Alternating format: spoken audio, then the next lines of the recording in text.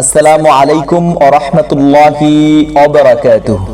প্রিয় দর্শক শ্রোতা, আশা করি আপনারা সকলেই আল্লাহ তাআলার অশেষ রহমতে ভালো আছেন। আলহামদুলিল্লাহ, আমিও আল্লাহ তাআলার অশেষ রহমত এবং বরকতে ভালো আছি। প্রিয় দর্শক শ্রোতা, আজ আলোচনা করব যে কারণে আজওয়া খেজুর বরকতময় এবং আজওয়া খেজুর খেলে আপনি কি কি রোগ থেকে মুক্তি লাভ পাবেন। পবিত্র নগরী মদিনায় উৎপন্ন হওয়া বিশেষ প্রজাতির খেজুর আজওয়া।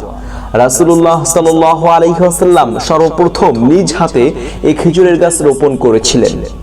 এই খেজুর গাছ রোপণ ও জন্মের পিছনে রয়েছে বিশেষ কারণ, যার ফলে এই খেজুরে রয়েছে বিশেষ বরকত ও ফজিলত। চিকিৎসা বিজ্ঞানের তথ্য মতে আজওয়া খেজুরে রয়েছে অনেক উপাদান, আমিষ, শর্করা, প্রয়োজনীয় খাদ্য আঁশ ও স্বাস্থ্যসম্মত ফ্যাট। এছাড়াও ভিটামিন এ, বি, সি এবং কে দ্বারা ভরপুর। ভিটামিন এ এর গুরুত্বপূর্ণ উপাদান ক্যারোটিনও রয়েছে এতে।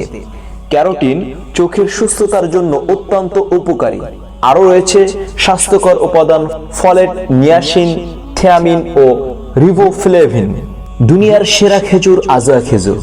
বিশ্বনবীর নিজ হাতে পোড়া বীজ লাগানো খেজুর হলো আজওয়া, যা দুনিয়ার সবচেয়ে দামি ও উন্নত মানের সুস্বাদু খেজুর। এই খেজুরের গুণ, বরকত ও ফজিলত বর্ণনা করেছেন স্বয়ং বিশ্বনবী সাল্লাল্লাহু আলাইহি ওয়াসাল্লাম। হাদিসের মধ্যে এসেছে, রাসূলুল্লাহ সাল্লাল্লাহু আলাইহি ওয়াসাল্লাম বলেছেন, যে ব্যক্তি প্রতিদিন সকালে কয়েকটি আজওয়া খেজুর খাবে, সেই দিন ওই রাত পর্যন্ত কোনো বিষ ও জাদু তার কোনো ক্ষতি করতে পারবে না। অন্য বর্ণনায় এসেছে 7টি খেজুর খাওয়ার কথা বলা হয়েছে।